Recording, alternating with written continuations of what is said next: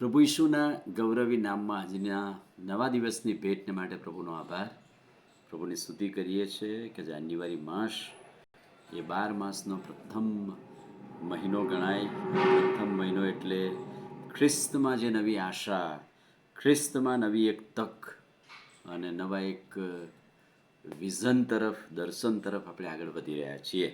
ત્યારે ખ્રિસ્તમાં એક જે નવી આશા છે એ વિશે પ્રભુના વચનો આપણે જોતા આવ્યા છે. અને આજે આપણે ગીતશાસ્ત્ર 62માંથી કેટલાક વચનોનું મનન કરીશું.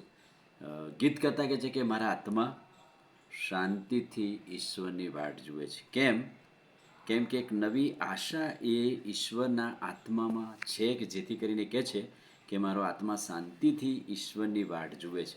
કેમ કે તે જ મારો ખડક, તે જ મારું તારણ, તે જ મારો ગઢ છે, માટે હું કદી ઉથલી પડનાર નથી. એટલે એનામાં ગીત કરતાને એક નવી આશા ઈશ્વરના આત્મામાં અથવા તો ઈશ્વરના નામ પર ભરોસો છે કે ઈશ્વર છે. અને એટલે આત્માને શાંત કરે છે. તું શાંત રહે, કેમ કે પ્રભુ છે અને પ્રભુ જ મારો ખડક, પ્રભુ જ મારું તારણ, પ્રભુ જ મારો ગઢ છે. હું કદી ઉથલી જવાનો નથી. એટલે કે ઈશ્વર મારો ખડક અને મારું તારણ છે. ઈશ્વર આપણો આશ્રય છે અને ઈશ્વરથી મારું તારણ છે, એમ આ ગીત કરતા 62માં લખવામાં આવેલું છે. આ ગીતની અંદર 3 પ્રકારની આશાઓની વાત લખી છે. કઈ ખ્રિસ્તમાં જે નવી આશા છે 2026ના વર્ષમાં આપણને જે આશા છે એ આશા શું છે? પહેલી વાત કે પરિસ્થિતિ બદલાશે એવી આશા. ઘણી બધી વાર આપણી પરિસ્થિતિ એવી હોય છે કે આપણને એમ થાય કે હવે એમાં કશું ચેન્જ ના થાય. પણ ગીત કરતા એમ કહે છે કે મને એક નવી આશા છે કે મારી પરિસ્થિતિ એ બદલાશે. એક નવી જોમ, નવી જોત તરફ પ્રભુ મને લઈ જશે. એટલે કે પરિસ્થિતિ બદલાશે એવી આશા છે. 2026ના વર્ષમાં આપણને પણ એક એવી આશા હોય કે આપણી પરિસ્થિતિઓને પ્રભુ બદલી નાખે. એટલે બદલાણની આશા. બીજી વાત, પરિસ્થિતિઓ જે સર્જાય છે એની વચ્ચે એક નવી આશા.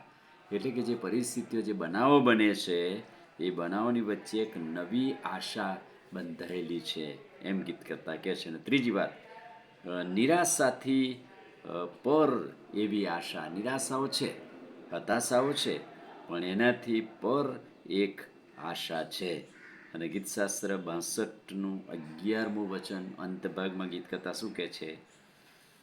ઈશ્વર એકવાર બોલ્યા છે, પણ મેં આ વાત 2 વાર સાંભળી છે. ઈશ્વર બોલ્યા એક જ વાર, પણ ગીત કરતા કહે છે કે મેં 2 વાર સાંભળ્યું. સામર્થ્ય ઈશ્વરનું જ છે, કૃપા પ્રભુની જ છે. એ પ્રભુ, કૃપા પણ તારી જ છે. આ વાત તો ઈશ્વર તો એક જ વાર બોલ્યા, પણ માણસ વારંવાર સાંભળે, મનન કરે. સામર્થ્ય ઈશ્વરનું જ છે. એ પ્રભુ, કૃપા પણ તારી જ છે. એક નવી આશા સાથે ખ્રિસ્તમાં એક નવી આશા છે. એ આશામાં 2026ના વર્ષમાં આગળ વધીએ, પ્રભુનો મહિમા કરીએ. આમીન. પ્રાર્થના કરીએ. વાલા પ્રભુ, આજે સવારની તમારી કૃપા, દયા, ભલાઈ માટે આભાર. 2026ના વર્ષના શરૂઆતના દિવસો એક નવી આશા તરફ અમને લઈ જઈ રહ્યા છે. ત્યારે તમારા વચનોથી અમને દ્રઢ ને મજબૂત કરો. આ વચનોથી સાંભળનાર પ્રત્યેકને એક નવી આશા બંધાય, જીવનમાં આગળ વધે, તમારો મહિમા થાય. પ્રભુ ઈસુ ખ્રિસ્તના નામમાં પ્રાર્થના કરીએ છીએ. સાંભળો અને માન્ય કરો.